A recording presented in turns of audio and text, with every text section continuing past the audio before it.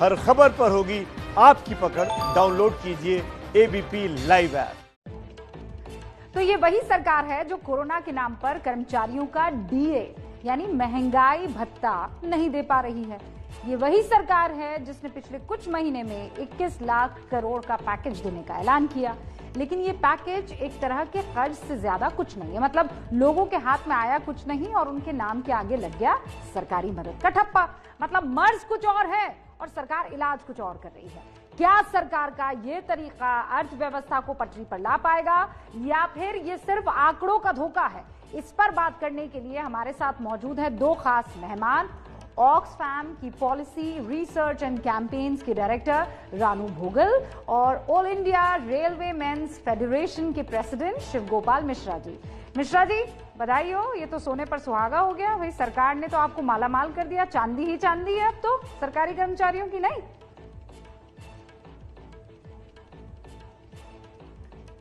कोई चांदी नहीं है न कोई सोना है। ये एक तरीके से जो है वो एक जेब में डाल करके दूसरी जेब से निकालने वाला मामला है। फिर भी अगर एलटीसी का भुगतान करने का इन्होंने फैसला किया तो बहुत अच्छी बात है, लेकिन साथ इसके ये शर्त लगा दिया कि 12% जीएसटी में जो चीज़ें खरीदी जा सकती हैं वही खरीदी जाएंगी। इन्होंने कहा कि हम 10,000 रुपये आपको उधार देंगे, 1,000 रुपये हर महीने लेने का काम करेंगे।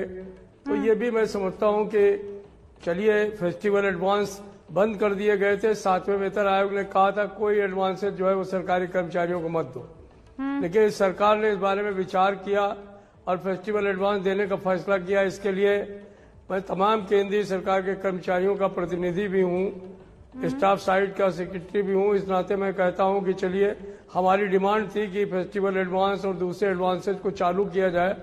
सरकार ने आज इकोनॉमी की इस हालत को देखते हुए उसको करने का काम किया। मैं इसके लिए भी उनको बधाई देता हूँ। मतलब लेकिन एक बात जरूर करना चाहता हूँ, अच्छा ठीक है, पहले कंप्लीट कर दीजिए। जो डीए बंद किया है उस डीए के बारे में सोचना चाहिए, और जो उत्पादकता पर आधारित बोनस है 3,000 करोड़ रुपए के करीब है सारे केंद्रीय सरकार के कर्मचारियों का, उसके बारे में भी सोचने का काम करना चाहिए। वो भी इकोनॉमी को एक डोज देगा और उसको बूस्ट करने का काम करेगा। ठीक है, रानू जी आप इसको कैसे ले रही हैं? हम इसे कह रहे हैं कि बाय 3 गेट 1 का ऑफर है ये। आप ये देखिए, मेरे पास वो पूरा का पूरा फॉर्मूला पड़ा हुआ है और फॉर्मूला ये कहता है कि आप 2,94,015 रुपए खर्च कीजिए तो फिर आपको मिलेंगे 1,34,015 रुपए।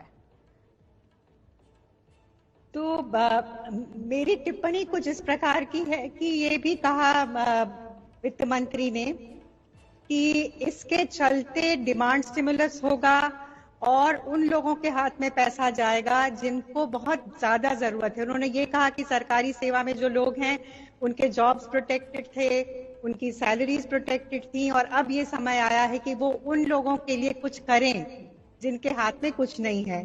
पर सच बात ये है कि 12% जीएसटी और उसके अबव वाली जो इन्होंने क्राइटेरिया डाला है वो fast moving consumer good segment के ज्यादातर उसमें सामान हैं और नॉन एसेंशियल आइटम्स जिसे कहते हैं, हेयर ड्रायर्स, रेफ्रिजरेटर्स, टीवी और इस प्रकार की चीजें। आप खुद ही सोच लीजिए कि जो 90% हमारे देश की जनता इनफॉर्मल सेक्टर में काम करती है और जिनको हमने रोड पे चलते देखा था मार्च अप्रैल के महीनों में, ये कंज्यूमर डिमांड स्टिमुलेट करके कितना पैसा उस तबके के लोगों के हाथ में जाएगा। तो यदि कोई पैकेज अनाउंस करना था तो ये बहुत सही, अभी लेट हो चुका है। बल्कि रघुराम राजन जी ने मई के महीने में कहा था कि डिमांड स्टिमुलेट करने के लिए लोगों के हाथ में पैसा दीजिए, और सरकार ने मात्र 1,500 रुपए जनधन अकाउंट में महिलाओं के ट्रांसफर किए, 3 महीने 500-500 रुपए करके। कुछ पैसा नरेगा में डाला, किंतु रूरल डिमांड जिसको जनरेट यदि करना है उनके हाथ में आप पैसा नहीं देंगे तो वो कैसे जनरेट होगी। और ये कुछ 3.5% लोग सरकारी नौकरी में हैं। आपने भी खुद आंकड़ा दिया 57 लाख, जबकि करीब 28 करोड़ मजदूर जो हैं, मजदूर वर्ग के लोग हमारे गांव में रहते हैं। कुल 40 करोड़ का हमारा इनफॉर्मल सेक्टर है, उनका हमने नहीं सोचा। और ये इस तरह के हल्के फुल्के पैकेजेस अनाउंस करते जा रहे हैं इसके द्वारा जिनको वाकई में जरूरत है स्टिमुलेशन की और हाथ में पैसे की, हाँ, उनके हाथ में मेरी नहीं बात जा सुनिए। आप ये कह रहे हैं कि एक ऐसा तबका है, बहुत गरीब तबका है, जिनको इस वक्त हाथों में पैसों की सख्त जरूरत है। मैं इसको मोटा मोटी ऐसे डाल देती हूँ और ऐसे समझ लेती हूँ कि एक तो रूरल सेक्टर हो गया, एक अर्बन सेक्टर हो गया, या रूरल पॉपुलेशन होगी, अर्बन पॉपुलेशन होगी। आप कह रहे हैं कि भाई रूरल के हाथ में कहाँ गया पैसा? जब तक उनके हाथों में पैसा नहीं आएगा तब तक चक्का कैसे चलेगा? I understand. तो शिव गोपाल मिश्रा जी, अब आपके ऊपर बड़ी जिम्मेदारी डाल दी है। छोटा मोटा पैकेज ही सही, लेकिन जिम्मेदारी बड़ी। अब मुझे बताइए कितना ईमानदारी से इसमें खर्च होगा? वो जो 6,000 रुपए पाने के लिए आपको 18,000 रुपए खर्च करने हैं। मैं एकदम लोएस्ट कैटेगरी में जा रही हूँ, जिसमें 36,000, फिर 20,000, फिर 6,000, है ना? ऐसे ऐसे आपको पैसे मिलेंगे। तो शिव गोपाल जी, मुझे ये बताइए 6,000 रुपए के लिए आप 18,000 रुपए खर्च करेंगे? एकदम ईमानदारी से बताइएगा, आप और आप जैसे तमाम एम्प्लॉइज सरकार के। ईमानदारी की बात तो नहीं, ईमानदारी की बात तो यह है कि ये 6,000 रुपए पाने के लिए 18,000 रुपए खर्च करने की क्षमता सरकारी कर्मचारी में भी आज की तारीख में नहीं है। ये जब ऑप्शंस देने होंगे, बहुत कम लोग इसके लिए तैयार होंगे। मैं समझता हूं कि ये जो इस तरीके की योजनाएं बनाने की कोई आवश्यकता नहीं है। सीधे सीधे सरकार को जो तय थे, जो मानदंड पहले से तय थे, उनको करके एलटीसी, अगर इनको कहना है कि ये खर्चा जो है एलटीसी में आप नहीं जा पाए, हम आपको दे रहे हैं, आप इसको खर्चा करने का काम करिए, उतना पैसा दें और उसको उनके ऊपर छोड़ दें कि वो खर्च करेंगे कि नहीं करेंगे। भारतवर्ष में हर व्यक्ति जो है वो अपने हिसाब से खर्चा करना चाहता है। कुछ अपने बच्चों के लिए खर्चा करना चाहते हैं, कुछ अपने आवास पे खर्चा करना चाहते हैं, कोई माँ बाप के लिए खर्चा करना चाहते हैं। आप उनके ऊपर कोई पाबंदी लगा देंगे कि नहीं है, आप इतने जीएसटी का सामान लेंगे तभी आपके ऊपर खर्चा होगा, तो लोग खर्चा नहीं करेंगे। मेरा कहना बहुत साफ है, केंद्र सरकार का कर्मचारी इस समय काफी रुष्ट है, राज्य सरकार के कर्मचारी भी रुष्ट है। उनका सबसे बड़ा कारण है कि जो पेंशनर हैं उनका आपने डीआर रोक लिया है, और जो नौकरी करने वाले हैं उनका महंगाई भत्ता रोक लिया है। तो ये जो चीजें हैं उनके अंदर बहुत पैदा कर रही हैं। अभी रेलवे के कर्मचारी इस बात को लेकर के नाराज हैं कि उन्होंने रात दिन गाड़ियां चलाई, करीब 200 लोग जो है कोरोना के हवाले हो गए और उनकी मौत हो गई, और उनको उत्पादकता पर आधारित बोनस मिलता है। जितनी गाड़ी चलाएंगे उतना ही उनको मिलेगा, उससे ज्यादा नहीं मिलेगा। तो उनको 17,000 रुपए जो मिलने हैं वो खटाई में पड़े हुए हैं। हाँ, तो ये तो सब चीजों को लेकर के लोगों के अंदर बहुत ढोस हो। ऐसे में जब मरहम की जरूरत थी, ऐसे में जब उस घाव को सहलाने की जरूरत थी, आपको काम ज्यादा दे दिया कि भाई ऐसा है 6,000 पाने के लिए थोड़ा 18,000 रुपए और अपनी जेब से निकाल दो। अभी ये काम नहीं आने वाला है। रानू जी, आप मुझे एक बात समझाइए। एक कहावत है, और वो कहावत ऐसी है कि किराने का खर्चा चुकाने के लिए घर की चांदी थोड़ी ही कोई बेचता है। यही इस वक्त होगा। भाई कोरोना है, कितने लोग घूमने के लिए जाएंगे, वो एलटीसी का पैसा जो है निकालने के लिए, एयर टिकट्स और न जाने क्या क्या जितने भी फॉर्मूले लगाए जा रहे हैं। इस वक्त तो आप अपनी सेहत देखेंगे, अपने माँ बाप की सेहत देखेंगे। ये जितने भी फॉर्मूला सरकार की तरफ से लगाए जा रहे हैं, ये वाकई चक्का चलाएगा? ये ग्रीस का काम करेगा उस पहिए में? बिल्कुल नहीं करेगा। और ये भी याद रखिए कि बहुत सारे ऐसे परिवार हैं जो ऑलरेडी बहुत ज्यादा कर्ज में दब गए, क्योंकि उनके घर में यदि एक भी व्यक्ति को कोरोना हुआ हो, और आज की तारीख में कोरोना के इलाज में जिस तरह से लोगों का पैसा पानी की तरह बहा है, तो वो भी तो कर्ज में दबे। वो क्या जाके फ्रिज खरीदेंगे? मतलब ये बिल्कुल सही कह रहे हैं कि ये लोगों के ऊपर छोड़ देना चाहिए, वो कहाँ खर्च करना चाह रहे हैं। ये इस तरह की तरीके निकाल के वो एक्चुअली लोगों को के घावों पे मुझे लगता है नमक छिड़क रहे हैं, मलहम नहीं लगा रहे। क्या इसको ऐसे भी लिया जा सकता है? सर आप मुझे समझाइए। रानू जी कह रहे हैं कि ये तो नमक छिड़कने का काम हो रहा है, लेकिन शिव गोपाल जी, एक सिटीजन के नाते, एक रिस्पॉन्सिबल एम्प्लॉय होने के नाते सरकार का, अगर सरकार आज आपकी तरफ से कोई मदद मांग रही है और वो भी कुछ देकर आपसे मदद मांग रही है, तो आप नहीं करना चाहेंगे क्या? नहीं, मदद तो सरकार की सरकारी कर्मचारी कर ही रहा है। सवाल यह है कि आपने डीए छीन लिया, आपने डीआर छीन लिया, आप कोई इस समय कोई भी जो हमारे पहले से एग्रीड अलाउंसेस थे उनको रोके हुए हैं। आपने जो है वो तमाम अलाउंसेस के ऊपर अघोषित रोक लगा दी है।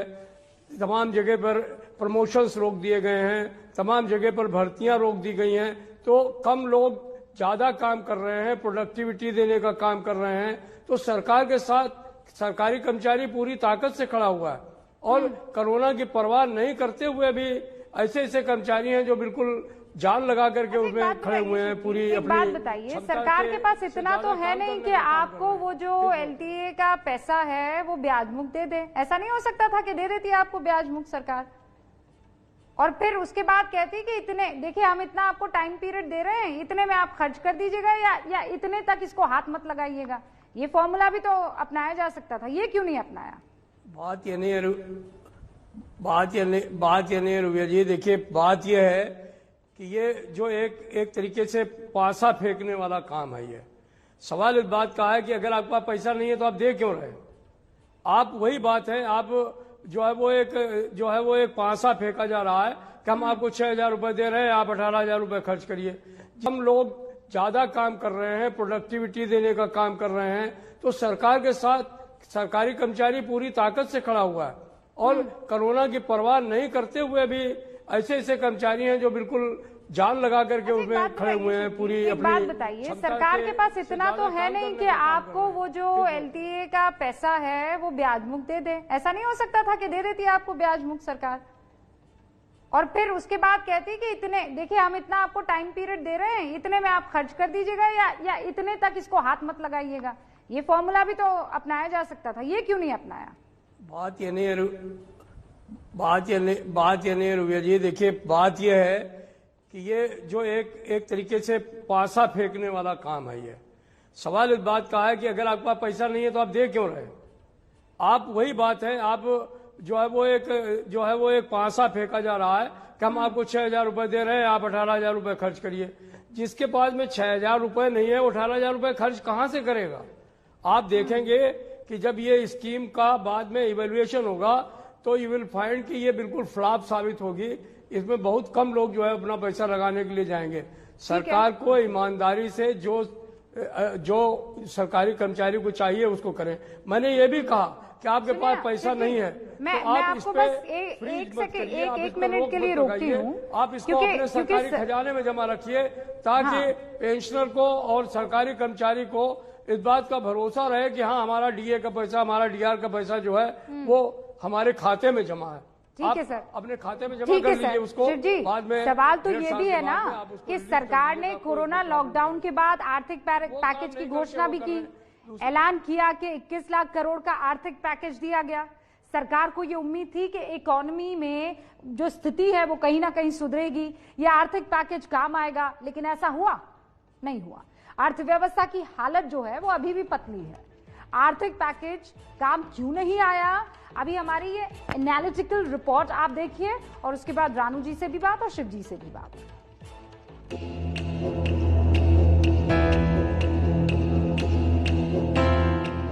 कंपनी ने निकाल दिया, अब हम लोग का रास्ता कहीं नहीं, कुछ बचा, खाना पीना कुछ नहीं मिल रहा है।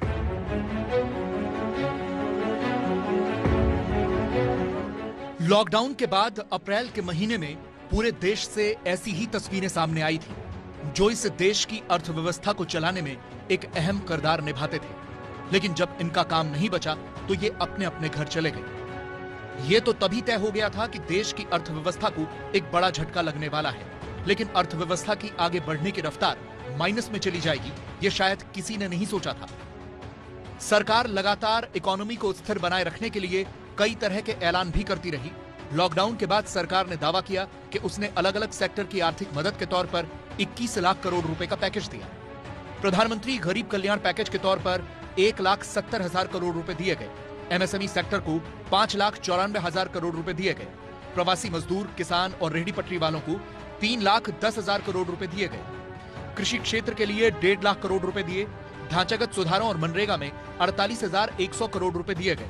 इससे पहले RBI ने करीब 8 लाख करोड़ रुपए का आर्थिक पैकेज दिया था, लेकिन ये कदम अधूरे थे क्योंकि सवाल यह है कि इस आर्थिक पैकेज के बावजूद अर्थव्यवस्था की हालत क्यों नहीं सुधरी। जवाब यह है कि क्योंकि इनमें से ज्यादातर योजनाएं लोन की थी, लेकिन अस्थिरता की स्थिति में लोन लेने से लोगों ने दूरी बनाई। सरकार ने गरीबों को सीधी नकदी नहीं दी। सरकार का मानना था कि कैश देने से बचत घाटा बढ़ेगा। इसके अलावा कुछ और कदम ऐसे थे जो सरकार को उठाने चाहिए थे लेकिन नहीं उठाए गए, जैसे कोरोना के संकट से लड़ने के लिए राज्यों को केंद्र को पैसा देना चाहिए। अप्रैल में कोरोना से 12 करोड़ लोग बेरोजगार हुए, इनकी सीधे कोई आर्थिक मदद नहीं हुई। कोरोना की वजह से देश के 14 करोड़ किसानों की हालत भी खराब है। 1 करोड़ प्रवासी मजदूरों को भी सरकार सीधी मदद नहीं पहुंचा पाई। टूरिज्म इंडस्ट्री के 3 करोड़ 80 लाख संभावित बेरोजगारों को मदद नहीं पहुंची। कपड़ा उद्योग के रेवेन्यू में 40% की गिरावट की आशंका को भी ठीक नहीं किया गया। रेस्टोरेंट सेक्टर में 73 लाख लोगों की नौकरी पर भी खतरा मंडरा रहा है। ऑटो सेक्टर ने आशंका जताई है कि इस साल 45% सेल कम हो सकती है और एविएशन सेक्टर को तो सरकार की सीधी मदद चाहिए। अब इन सारी बातों को ध्यान में रखते हुए ये देखिए कि अमेरिका और ब्रिटेन जैसे विकसित देशों ने कोरोना काल में अपने लोगों की मदद कैसे की। सबसे पहले बात अमेरिका की, जिसने 158 लाख करोड़ रुपए का पैकेज अपने नागरिकों को दिया। अमेरिका ने मेडिकल सेक्टर को 9,97,000 करोड़ रुपए दिए, बिजनेस समूहों को 37,57 लाख करोड़ रुपए दिए, छोटे कारोबारों को 26,30,000 करोड़ रुपए का लोन दिया, बेरोजगारों को इंश्योरेंस के लिए 18,78,000 करोड़ रुपए दिए, लोगों को 18,78,000 करोड़ रुपए की टैक्स में सीधी छूट दी, 1 लाख करोड़ रुपए के स्टूडेंट लोन में भी राहत दी। अमेरिका ने इसके अलावा और भी कई ऐसे कदम उठाए जिसकी वजह से उसकी अर्थव्यवस्था को बहुत ज्यादा फर्क नहीं पड़ा। ऐसे ही यूनाइटेड किंगडम ने भी किया। यूके ने कुल 33,20,000 करोड़ रुपए का पैकेज दिया, जिसमें से नौकरी रोको योजना के लिए 3,87,000 करोड़ रुपए दिए, छोटे कारोबारों के लिए 1,38,000 करोड़ रुपए, नेशनल हेल्थ स्कीम के लिए 92,000 करोड़ रुपए अतिरिक्त, और इसके अलावा कोरोना की वजह से प्रभावित कारोबारों को 30 लाख करोड़ रुपए का लोन भी दिया। इन देशों की तरह अगर हमारी सरकार ने भी जरूरतमंदों की डायरेक्ट मदद की होती तो शायद अर्थव्यवस्था की स्थिति बेहतर होती। फिर बता दूं, ऑक्सफैम की पॉलिसी रिसर्च एंड कैंपेन्स की डायरेक्टर रानू भोगल हमारे साथ है और all India railway men's federation के प्रेसिडेंट शिव गोपाल मिश्रा जी हमारे साथ हैं। रानू जी और शिव जी, आप दोनों को जो कोई भी सुन रहा होगा वो ये भी सोच रहा होगा कि भाई सरकार ये ना करे वो ना करे, तो आर्थिक पैकेजेस के अलावा और रास्ता क्या बन जाता है, या फिर आप लोगों से या सरकारी कर्मचारियों से खर्चा करने के लिए ना कहे तो और क्या कर सकती है फिर सरकार? आप दोनों एक एक फॉर्मूला बता दीजिए 30 सेकंड में। रानू जी, शुरुआत आपसे। मैं तो चाहूंगी कि प्रधानमंत्री गरीब कल्याण योजना का पहल बहुत अच्छी थी। जनधन अकाउंट्स में पैसा और डाला जाए। जो रोजगार गारंटी योजना है वो शहरी और ग्रामीण दोनों क्षेत्रों में बड़े युद्ध स्तर पे जारी की जाए, क्योंकि लोगों को आत्मसम्मान का जीवन जीने का हक है। तो रानू जी, सरकार कहाँ से पैसा लाएगी? सरकार के पास बहुत रिसोर्सेज हैं। ऐसा नहीं है कि सरकार के पास पैसा नहीं। और फिस्कल डेफिसिट आज की तारीख में बड़े बड़े अर्थशास्त्री भी कह रहे हैं कि इस वक्त आप फिस्कल डेफिसिट मत देखिए, अभी आप खर्च करिए, क्योंकि हमारी इकोनॉमी जो है बहुत ही बदहाल स्थिति में है। हम अगर पैसा अपना समेट के पकड़े रहेंगे और फिस्कल डेफिसिट की तरफ देखते रहेंगे तो इकोनॉमी और भी बुरी स्थिति में चली जाएगी। तो मिश्रा जी, आपका फॉर्मूला पैसा। ओके मिश्रा जी, आपका फॉर्मूला क्या है? मैं तो यही कहना चाहूंगा रुबेल जी कि सरकार को जो वर्कर है उसको सेटिस्फैक्शन देने की बहुत आवश्यकता है, क्योंकि सेटिस्फाइड वर्कर जो है वो ज्यादा उत्पादकता दे सकता है, ज्यादा आमदनी कर सकता है, देश को और आगे बढ़ाने में योगदान दे सकता है। तो इसलिए सरकार को इस समय इस बात को चाहिए कि जो वर्कर है, जो काम कर रहा है, रात दिन मेहनत कर रहा है, वो चाहे सरकारी क्षेत्र में हो गैर सरकारी क्षेत्र में हो, उसको पूरे तौर पर मोटिवेट करने के लिए जो भी उनके पास में साधन है, संसाधन है, उनका प्रयोग करना चाहिए। और इस समय उनके मामले में आप दोनों की बातें जो है वो एक जगह जाकर मैच करती है। वो ये है कि भाई सरकार को खर्चा खुद से करना होगा, ना कि एम्प्लॉय से करवाना होगा। नहीं मिश्रा जी, जो बात रानू जी ने शुरू की आपने उसे खत्म किया है। बहुत बहुत शुक्रिया। उम्मीद करते हैं कि सरकार की बात सुन रही हो, क्योंकि ऐसा हो रहा है। मास्टर स्ट्रोक में हमने हमेशा ही जनता की आवाज बनने की कोशिश की है। आज हम सरकारी कर्मचारियों की आवाज बने। आपने देखा शुक्रवार को, याद कीजिए, मास्टर स्ट्रोक में हमने देश भर में जो दाल के दाम बढ़े थे उस पर एक बहुत महत्वपूर्ण खबर दिखाई थी। हमने आपको दिखाया था कि कैसे सरकार की नीतियों की वजह से अरहर और बाकी दालों के दाम काफी बढ़ गए हैं। हमारी इस खबर का असर ये हुआ कि अब केंद्र सरकार अपने स्टॉक से जो दालें हैं वो अब राज्य सरकारों और केंद्र शासित प्रदेशों को उपलब्ध कराएगी। धुली हुई उड़द की जो दाल है वो 79 रुपए प्रति किलो और अरहर दाल जो है वो 85 रुपए प्रति किलो की दर से राज्यों को अब जनता की आवाज बनने की कोशिश की है। आज हम सरकारी कर्मचारियों की आवाज बने। आपने देखा शुक्रवार को, याद कीजिए, मास्टर स्ट्रोक में हमने देश भर में जो दाल के दाम बढ़े थे उस पर एक बहुत महत्वपूर्ण खबर दिखाई थी। हमने आपको दिखाया था कि कैसे सरकार की नीतियों की वजह से अरहर और बाकी दालों के दाम काफी बढ़ गए हैं। हमारी इस खबर का असर ये हुआ कि अब केंद्र सरकार अपने स्टॉक से जो दालें हैं वो अब राज्य सरकारों और केंद्र शासित प्रदेशों को उपलब्ध कराएगी। धुली हुई उड़द की जो दाल है वो 79 रुपए प्रति किलो और अरहर दाल जो है वो 85 रुपए प्रति किलो की दर से राज्यों को अब उपलब्ध करवाई जाएगी। और ये दालें होलसेल रेट में ही 100 रुपए प्रति किलो से ऊपर बिक रही थी और रिटेल रेट तो पूछिए मत, 130 रुपए से 140 रुपए प्रति किलो तक बिक रही थी। लेकिन अब उम्मीद है कि लोगों को थोड़ी राहत जरूर मिलेगी। इसे कहते हैं मास्टर स्ट्रोक। अब आगे बढ़ते हैं।